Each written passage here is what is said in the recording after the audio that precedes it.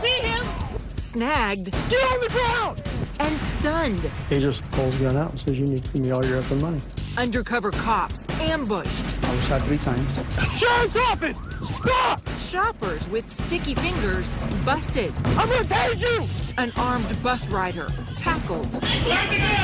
You are busted, buddy. And a video vigilante cracks down on crime. How about you not be having sex with hookers back here, buddy? Caught by surprise. She just punched me like a dude in the face. With only seconds to react. I said, you need to get the F out of here before I blow your effing head off. There's no turning back. And it's all caught on camera.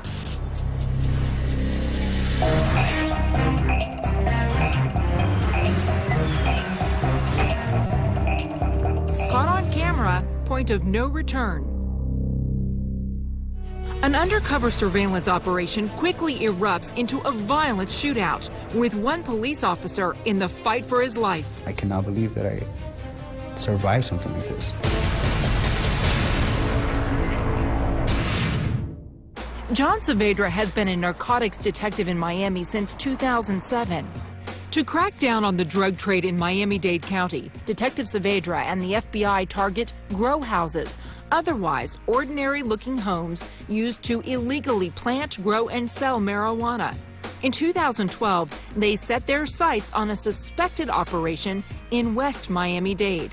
The plan was to get to the house, see who was coming in and out of the house.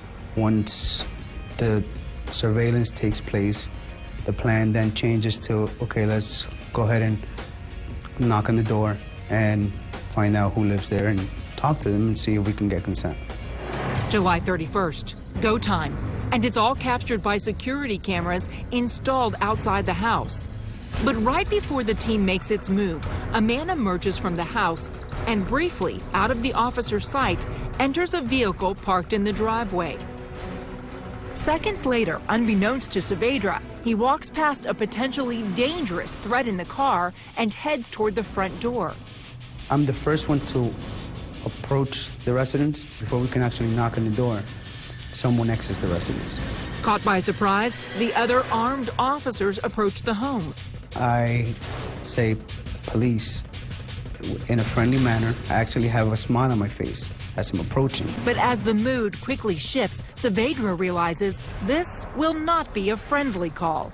I loudly say, Miami-Dade Police. The officers are not aware the second suspect is still in the car. As tensions mount, Officer Saavedra finds himself in great danger. He begins walking away from the house, actually making me give my back towards the house and anything else behind me, putting me at a disadvantage of anything that's behind me. I don't know what he's trying to do, but I definitely feel that he's alerting someone. My partner comes from the other side and grabs the other side of him. We're facing him, he's facing us. Our back is towards the vehicle that's parked there and towards the house. So we're at a disadvantage at this point. As the officers scramble to contain their suspect, another threat emerges. Not from inside the house, but from the car parked behind them. To my surprise, a second subject exits the vehicle that's parked right behind me, and he exits the vehicle with a firearm. As Saavedra and another officer attempt to control the screaming man, FBI agents move toward the second suspect. The stakeout reaches a boiling point. At that point, I see the subject that emerged from the vehicle with a gun in his hand, pointing it at the FBI agent, directly at him. I was in fear for his life, immediately, in fear for my life. Suddenly, the second suspect begins firing. Within seconds, the narcotics investigation goes from a knock on the door to a no-holds-barred wild shootout. I draw my firearm and begin firing. He points at me, and he begins to shoot. Bullets are flying, and Saavedra is directly in the line of fire. As I'm firing, I get struck on my abdomen, the right side of my abdomen, right below my vest. As the scene plays out, the chaos is captured by the security cameras. An injured Saavedra attempts to hold his ground, while the shooter, also wounded, takes cover behind a tree. As I'm shooting, I try to take a step towards my left to get a better angle as I'm shooting. But as I'm taking that step, he shoots me in the leg, and that's the round that takes me down. In just a few moments, Saavedra has been shot 3 times and continues to battle the first suspect. Now I'm engaged in a hand-to-hand combat with this guy after being shot. Still, while the shooter is standing behind me, directly behind me, I eventually am able to fight him off. I'm able to find cover. I see that I'm shot, and I take a deep breath and I say to myself, "Okay, I'm not gonna allow this to take me away. You know, I'm gonna pull through this. I'm gonna be here for my family." Severely wounded, Detective Saavedra drags himself across the street to call emergency responders. Meanwhile, his fellow officers take aim and take down the second suspect. I was shot 3 times. I had to have an exploratory surgery, so I was cut wide open. One of the rounds that hit my abdomen went in and out. The other round went through my stomach. It penetrated my bladder, penetrated my intestine, and it's still lodged in my left hip. It was too risky of a procedure to be able to take it out. At the suspected grow house, authorities find 80 pounds of marijuana valued at $280,000. The shooter, Gerard Delgado, dies as a result of injuries sustained during the shootout. Mr. Estevanel? The initial suspect, Luis Estevanel, pleads guilty to second-degree murder, first-degree attempted murder of a law enforcement officer, marijuana trafficking, and possession of cocaine. Because of his injuries, Saavedra misses work for 14 months. In 2012, for his courage under fire, the Miami-Dade Police Benevolent Association named Saavedra Police Officer of the Year. Every day we leave our house, we kiss our family goodbye. It could be the last day. It could be the last time we kiss them goodbye. We kind of try to prepare ourselves for this, but when it actually happens, you're not prepared enough. Coming up, prostitutes and Johns, beware. You are busted, buddy. There's a video vigilante on the prowl. How about you not be having sex with hookers back here, buddy? And I pulled my weapon out and stuck it up on his mouth. a gun-slinging customer messes with a wrong store clerk. I said, "You need to get the F out of here." When caught on camera, point of no return continues. On the shadowy back roads of Oklahoma City, You can go out at any time and you're going to see 1 to 20 or 30 prostitutes. street prostitution runs rampant, Just girls walking around in jeans and cutoffs and T-shirts and waving at cars. and one man takes the law and a video camera into his own hands.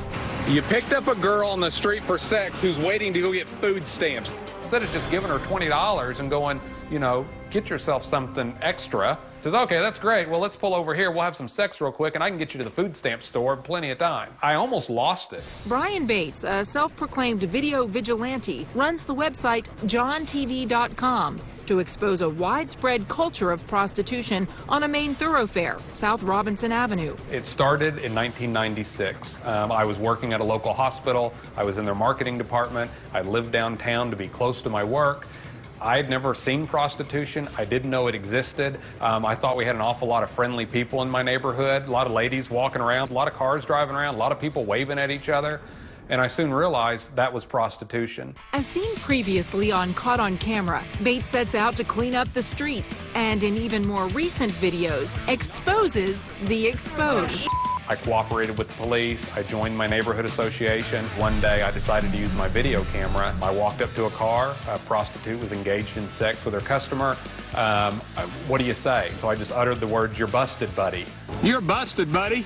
In 2013, Bates follows one couple to a well-known date spot, an alley just outside an apartment building. It isn't long before he catches them in the act. How about you not be having sex with hookers back here, buddy? The customer, or John, attempts to flee, but not before taking out the side view mirror of his car. That's expensive. After another gotcha moment, the alleged prostitute demands the driver take off immediately. John, he's not going anywhere. Go! Drive! You can Drive. flee. We know It's a not. felony. Drive! Drive! Go! When Bates sets his sights on any suspected sexcapade, he's not exactly shy when approaching the vehicle. When I walk up to their car, if the car door's unlocked, I'm going to open it, literally catching you with your pants down. People want to know all the time, isn't that breaking an entry? And years ago, I had actually gone to the DA's office. They had determined that while it was ill-advised, it was not illegal. It's not breaking an entry because it's not your home. You're busted, buddy. You are busted, buddy. Yeah, you're busted, buddy. It's not an invasion of privacy. It also doesn't qualify as trespassing. And for Bates, it's not just about shaming Johns. Footage of the lewd acts is handed over to police to be used as evidence. When I turn these tapes in, they're investigated for about a week. Charges are filed against anybody who can be identified. John gets charged, prostitute gets charged. I literally serve this up on a silver platter. While patrolling the area, Bates has snagged men from almost all walks of life. I've caught pastors, I've caught firemen, I've caught blue-collar workers, I've caught professionals, I've caught married men, single men, elderly men, high school guys, you name it. As a video vigilante, Bates makes no apologies for exposing the alleged Johns. Rarely do I feel sorry for anybody that I catch, but there are those moments that you literally, in the middle of it, you almost just want to shut your camera off, shake your head, and walk away. Please, this is the first time. Don't do this. Bates does not view prostitution as a victimless crime. Bates says that after he witnesses what he believes to be an altercation, he jumps to this woman's defense. Go, right now. Get the move it now. Go. Move your ass. Well, you know I know you're good in the Move. I ain't never disrespect you. Move. I will beat your ass down if you make a move on me. Move. You are going at a woman because you're a coward. Move. Over the years, Bates has grown more concerned about what he says is the bigger problem: underage sex and human trafficking. If you would have asked me 7 or 8 years ago, just child prostitution, child trafficking happened in Oklahoma, I'd have been in lockstep with every other Oklahoman and say it doesn't happen here. I can absolutely tell you that's a complete lie. The problem is, when the girl's only 11, 12, 13, 15 years old, she's worth a lot of money to her pimps. You can sell her for more than you can sell somebody else.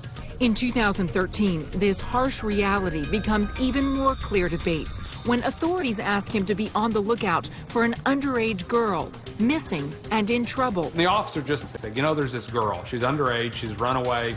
We're trying to locate her. I'm going to send you a picture of her on your phone.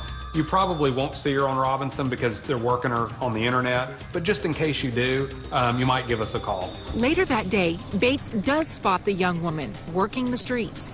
45 minutes later, I can't believe it, but I'm pretty certain she's standing right in front of me waving at cars as they go by. I zoomed in on her with my camera, froze one of those frames, took a picture of it with my cell phone off of the little screen on my camera, and texted that off to a vice officer and said, you know, you may think I'm crazy, but is this your girl? The girl's identity is quickly confirmed.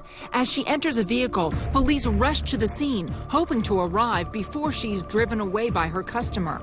I'm on the phone with Vice going, you guys have got to get here. He's got the cash, you've got to hurry, I may lose him in traffic. So then they drive. They end up going to a very popular store parking lot. They look like they're engaging in a lewd act. I'm not going to let this 15-year-old get raped. Because despite whatever your thoughts are, she's 15. As Bates waits for authorities, every minute counts. And so I'm ready to get out of the car and confront him, but I know he's going to take off. About that moment, here come all these unmarked cars from every direction, hopping curbs and you name it, and stop car, get the girl out, they detain the guy. Vice officer gets back on the phone and says, that's her. That's the girl that we were looking for. The most important thing is we got her, and I appreciate your help on this. It's one of those moments where you just stop and you recollect and you go, you know what? Everything you've been through, it's worth it. As long as prostitution exists, and as long as people are willing to sell and buy our children, I'm going to continue to do exactly what I'm doing. For more than 16 years, Brian Bates has scoured the community, waging war on prostitution, armed only with a video camera, steadfast in his mission. And if you engage in that activity, I guarantee you at some point, you're going to run into me, and it's going to be the worst day of your life. And if Bates can't confront you face to face, he'll still track you down on his phone. Yeah, I was wondering if I could ask you something real quick. I know you're married and got 2 kids, so what are you doing picking up a pregnant street prostitute on Robinson and taking her to that hotel room? Coming up, During an attempted liquor store robbery, He reached down and pulled his gun up. an armed store clerk stands his ground. I just decided, no, it's not going to happen. And a father seeking revenge takes aim. When caught on camera, point of no return continues.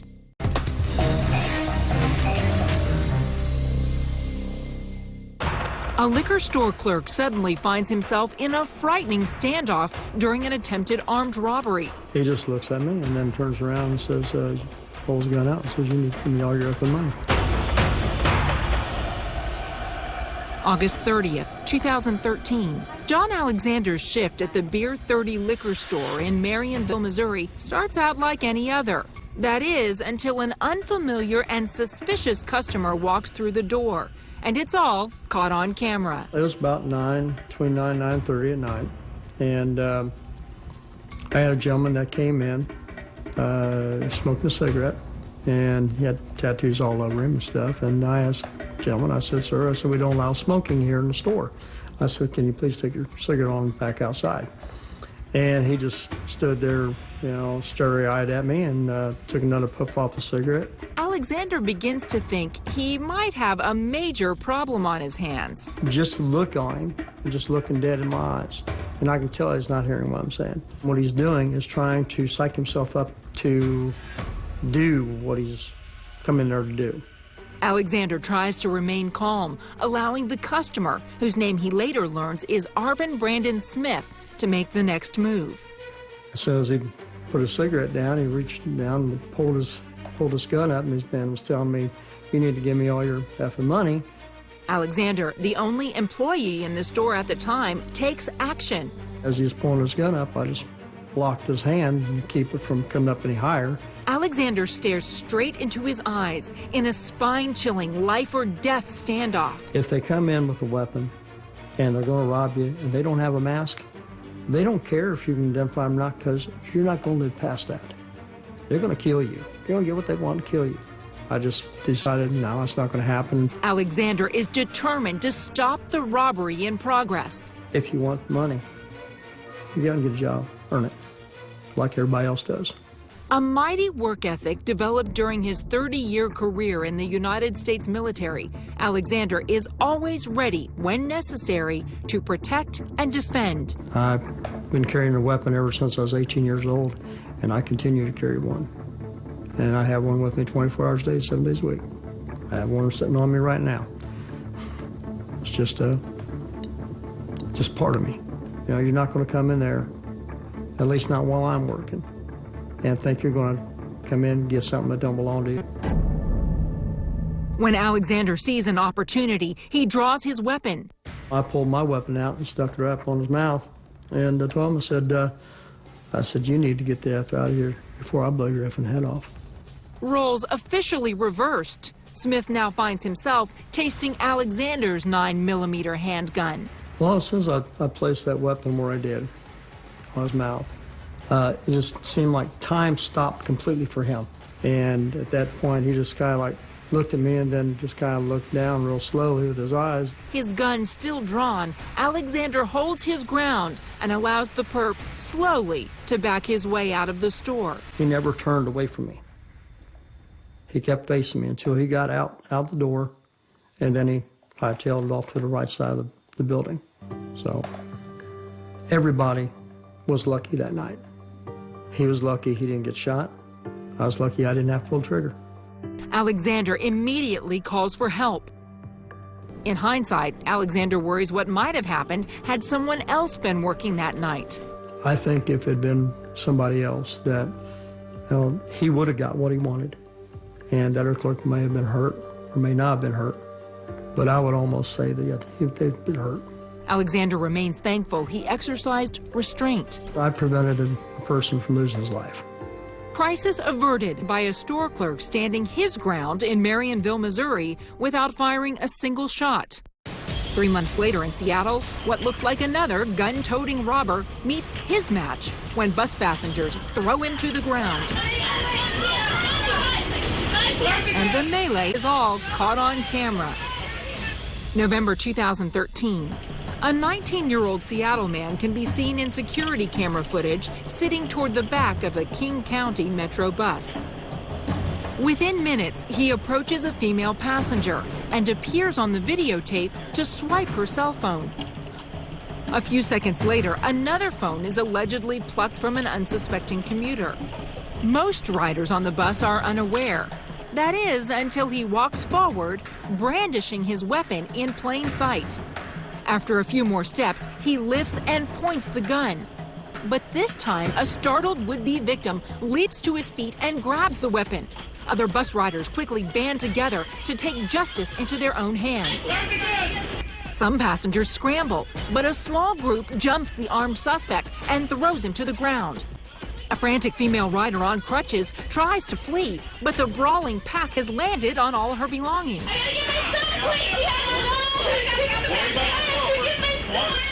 Punches are flying. Despite 3 men holding him down, the suspect refuses to let go of the gun.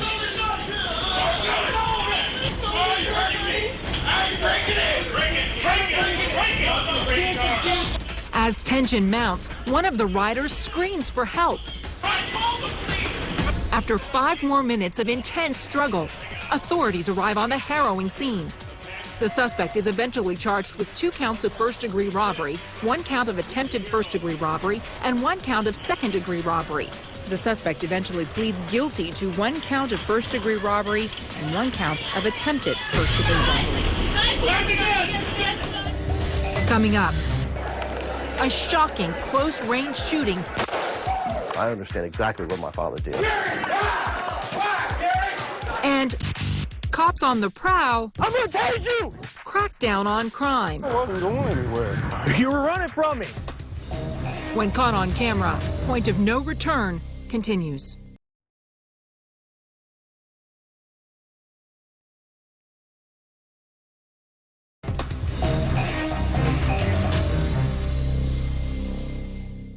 A trusted martial arts instructor is accused of kidnapping and abusing one of his young students. The victim's father uses a gun to take matters into his own hands.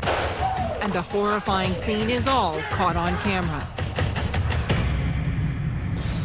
1983, Jeff Doucette teaches martial arts to children in Louisiana. There's a lot of throws, takedowns, arm bars, wrist locks, and chokeholds. Doucette appears to take a special interest in one of his students, 11-year-old Jody Plowshay. February 19th, 1984. Jody Plowshay suddenly disappears and his instructor is also gone. We went to Anaheim, California, and I went to Disneyland for the day. Decades later, as an adult, Jody Plowshay vividly remembers being taken across the country by Doucette. This was kidnapping. He had no right to take me, but I went willingly, and people can't comprehend. Why would you go with him to California? But I will say this, that was the closest I ever came to telling what was going on, because I didn't want to go to California. Afraid of upsetting his family, Jody Plowshay carries to California a dark secret about Jeff Doucette. Jeff had been sexually abusing me the year leading up to going to California. I mean, there's all kind of molesters out there, and most of them are someone that the kid knows and trusts. Back home in Louisiana, his parents, unaware of the alleged abuse, hope for any sign of their son. Finally, their phone rings. He allowed me to call my mom, say that I was okay.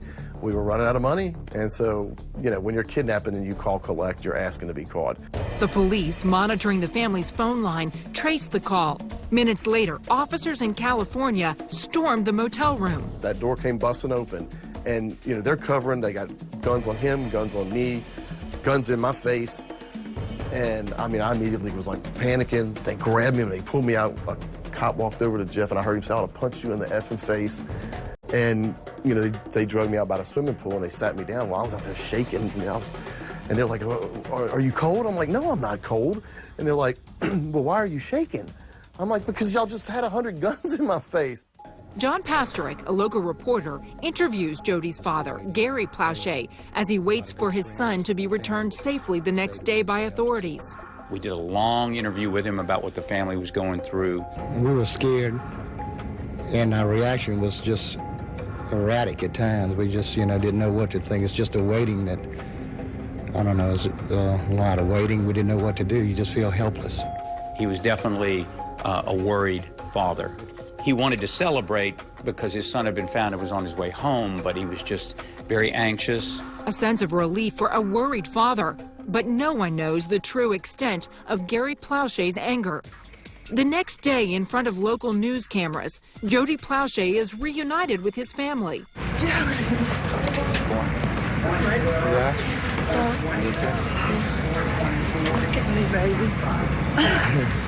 Did you learn anything from this? Just how much I love my children. Really how much. It's just, it's a lonely feeling. It's very emotional, you know. Days later, authorities are set to bring Jeff Doucette back to Louisiana. Retired Sheriff's Deputy Michael Barnett. I was one of the two people who went to California to pick Jeffrey Doucette up and bring him back to Baton Rouge as a prisoner. As authorities move the accused through the airport, the team is on high alert.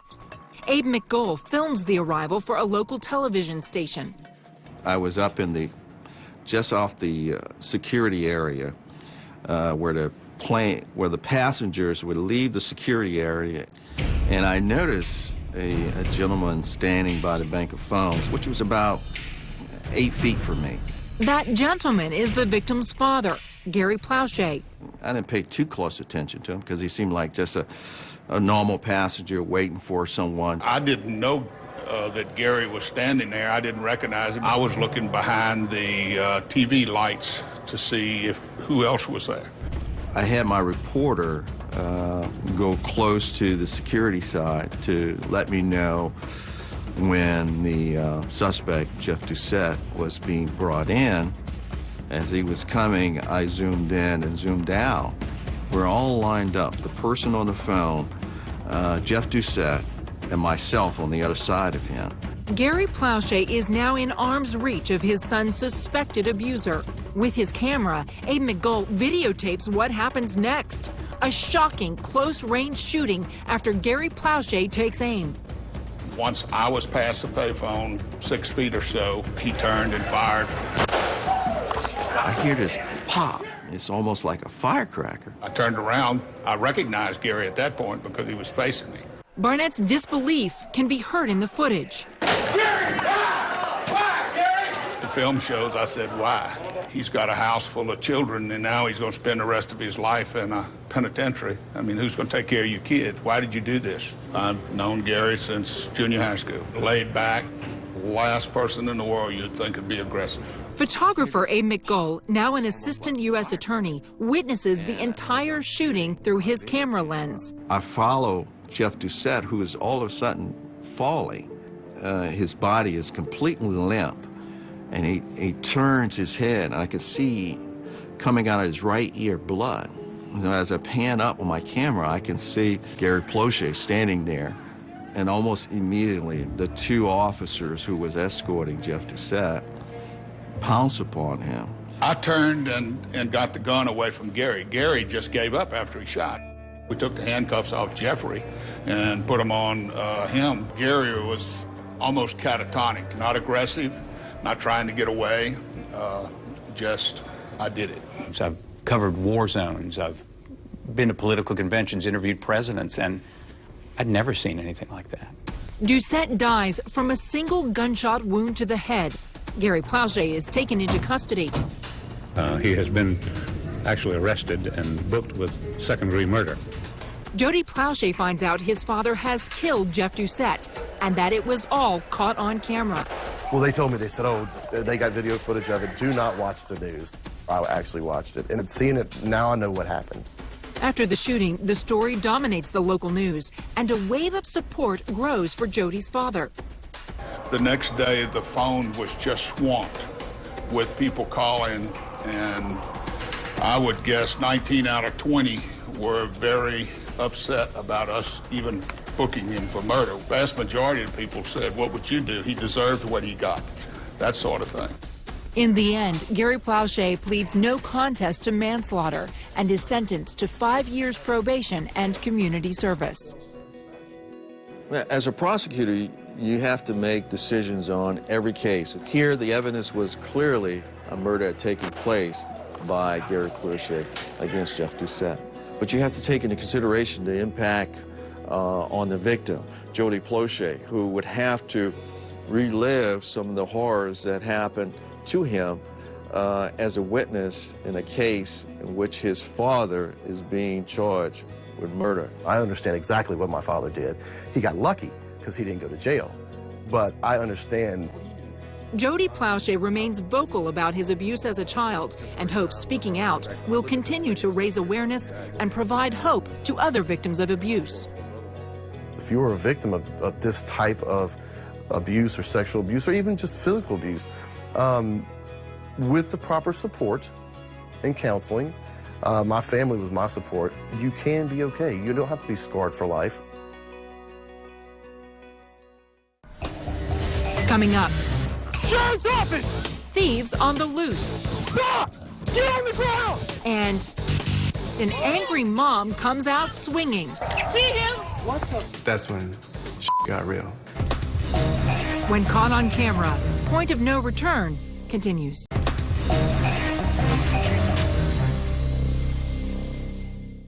Shoppers caught on camera with sticky fingers. Busted. Sheriff's office! Stop! Get on the ground! Get on the ground! Lieutenant John Jernigan has been with the Sarasota County Sheriff's Office for 24 years. He heads a task force to crack down on widespread retail theft in his community. The money that's lost from the store, the sales tax money that the state is losing, it impacts everybody. Through the year 2013, the routine operation, dubbed Booster Buster, has snagged a bunch of boosters, 131 arrests with 222 charges. How was it going? The term booster is a term used for shoplifters, and that is the act of taking merchandise within a retail establishment and concealing it on their person or simply just walking right out the door without paying for it. Everything from a pack of gum to 60-inch television sets still in the cardboard box, from inside the store right out of the store without stopping at the register. The busters are police officers looking for any suspicious behavior. Some in plainclothes posing as shoppers, others in uniform circle retail parking lots, scoping out the area's more well-known offenders. And in Sarasota County, it's all caught on camera. Sheriff Tom Knight and his force see them coming a mile away. We know the boosters, they will get off the interstates and hit the Lowe's, the Home Depots, the Targets, Sports Authorities, the strip plazas, the strip malls that are right off in interstate systems. The crime hunters work closely with store employees. These stores will have a couple people on duty at the particular time. Some will be in a storeroom monitoring cameras, and there could be a secondary person out on the floor watching these individuals in person. They can call a law enforcement officer who's in their parking lot, texting or by cell phone. They'll communicate with the deputies. Authorities and retail chains cracking down on criminals who come up with new ways to cheat the stores. Some swindling scanners swipe fraudulent coupons at the self-checkout counter. That's a pretty good scam. Good catch. Very good catch. While others ring up only a few of their bagged items. I'm going to see absolutely everything. Every 1097 on 3115 call, Division 186 southbound. I'll tell you right now, it isn't. She would ring up one item and put like 2 or 3 in the bag. I rang him the best I could. I had to bring him to the remove 2 years ago. Searching another suspected shoplifter, officers find more than just a few stolen shirts. I'll put this in a bag for you. Surveillance cameras captured this woman stuffing brand new items into her own clothing. My contact with her and seeing all the stuff bulging out of her pants. I could feel bulges here and here, and she has clothes concealed all in her front. She's got all this brand new clothing back here. This stuff all has tags on it. Another bandit steals big from a local Walmart. There's a guy running out right now. Get him. I got him. He's running into the parking lot towards 41. When he would first enter the store, he would select a shopping cart, go right to the flowers, and he would pick up a nice bouquet of flowers and set them in the top of his cart. He would then immediately go to whatever section of the store he wanted to steal from that particular day, select an item, throw it right on top of the cart, and he'd wheel these items right out the front door. The suspect is on the move and has only seconds to get away. In hot pursuit, authorities rush the scene. I'm gonna tase you! Get on the ground! Get on the ground! Get on the ground! When he was chased from out of the store and eventually arrested in the parking lot by my deputy, he was stealing a generator, a quite large generator that would power a standard-sized home. I wasn't going anywhere.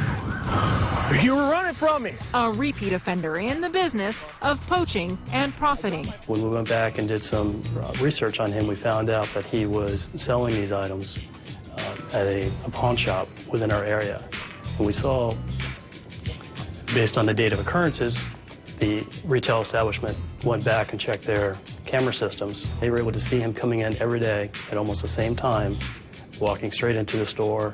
And according to Sheriff Knight, to warn some of the area's lesser-known thieves-in-waiting, modern criminals make great use of social media. They have, in this day and age of Facebook and instant messaging, they communicate on a regular basis. Even when we arrest them, we hear them in our jail talking to other people about not coming to Sarasota County. Do not go to Burlington Coat Factory. Don't go to Burlington Coat Factory. Don't go to Bears Outlet or Sports Authority. They're doing schemes.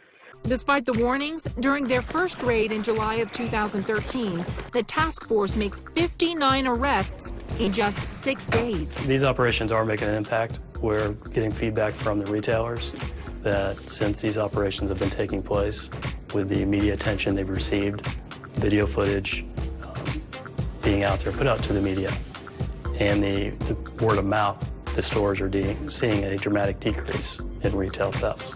So if you're thinking about lifting and leaving, looters, learn your lesson. Cops like to be hunters. They like to be the predators of the people committing crimes against our citizens. It sends a strong message to those individuals who are reading the paper, watching the media, who are committing these type of crimes, know that we understand what they do and that what we'll do to arrest them if they come into Sarasota County.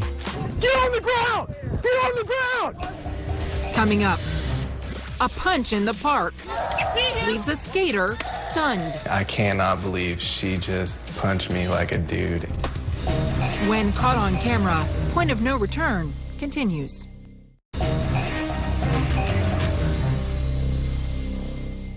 A skateboarder wipes out and suffers the wrath of an angry mother. July 2010, Hayward, California. Daniel Miranda and his friend Leland Goldberg are skateboarding, a hobby and lifestyle they don't plan to give up anytime soon.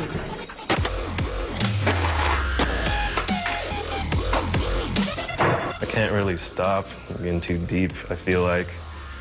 It's too fun to stop. Miranda is filming Goldberg in a local park for an upcoming video showcasing the talents of Bay Area skaters. Cannery Park is a skate park. It's kind of conjoining to an elementary school. For skaters, the main draw to Cannery Park is the multiple rows of low granite benches. The reason why the ledges at Cannery Park are so good for skating is because there's numerous ones in a row where you can do a trick and do your next trick and do your next trick. It's pretty rad. For his segment of the video, Goldberg plans to attempt a series of difficult tricks, all accomplished in a row, called a line. A line would be a sequence of however many tricks you could do consecutively, and that's what I was doing, skating, trying to do a consecutive amount of tricks back to back in one stream of film, just so it all flows nicely. What appeals to the skating lines is to show you can do certain tricks in a row without messing up. But Cannery Park isn't just for skaters. Families with small children also enjoy the recreation area. There's always like some amount of children that are around there, and you can never really tell where kids go because they're always darting one way or the other. And the relationship between skaters and others enjoying the park is not always rad. Especially with like older people, they still kind of feel like skateboarders are just rambunctious little rascals. Sometimes you end up in front of someone's house and they're totally pro skateboarding. They're like, oh yeah, that's really cool. They're stoked on it rather than the other, 50% of people who are just like hating you for what you're doing, calling the cops on you. The only person we're hurting is ourselves, really. when we fall. After a number of failed attempts, Goldberg tries once again to land his line in Cannery Park. First trick he's doing is called frontside blunt slide. He lands it pretty easily. Then he goes to do a nollie half cab flip. I landed the front blunt, took one push, and then set up for my trick. Just after Goldberg launches, he notices a pint-sized obstacle in his way. A young boy playing in the area is now directly in his path. As I put my head down to pop the nollie frontside flip, I noticed that he was actually dead in front of me. I kind of hesitate. You can see I hesitate a little bit in my pop. I didn't really pop and flick because I was more jumping off my board. And I should have just caught him, but I couldn't. It was too late. Goldberg loses his bearings and accidentally crashes into the boy, knocking him to the ground. That's a deadly cry. It's so piercing. I immediately tried to help him up, and I was apologizing, asking if he was okay. I was worried about him hitting his head, but I saw that he didn't hit his head, so that was an instant relief. The boy is not hurt, but the accidental collision is just the beginning. The lady comes up, picks the kid up, and not sure if it's the mom. As Goldberg would later learn, the woman is the boy's aunt. Initially, I thought that the aunt was the mom, and then I realized when the aunt just picked the child up and the real mother actually came. You know, it could have been the end of it, and then got real. Seeing her child crying, the boy's mother approaches the skaters. What begins as an accident quickly hits a downward slope into a full-on physical confrontation. I ran into my son on his birthday. I thought it was gonna go from her pushing me initially to pushing me again, but it was the initial push and then swing. See him? The skaters are stunned by the punch heard round the half-pipe. She just decks him with a right hook. Super good. See him? She sucker punched me. I guess it's not a sucker punch because she straight up hit me face to face. It's not a sucker punch. I cannot believe she just punched me like a dude in the face. And I just turned around and I was like, I don't even know what to do. And I look at Daniel and Daniel's like, I don't know what to do. Call the cops, dude. I got the video right here. She's still pacing towards me. She was almost antagonizing me to get me to punch her back. In the end, cooler heads prevail. No more punches are thrown, and the police are never called. After the playground punch, Daniel Miranda posts the video online. Within days, the clip goes viral. So I put it up on YouTube. At the first day, it had 13,000 views, and I was like, wow, that's ridiculous.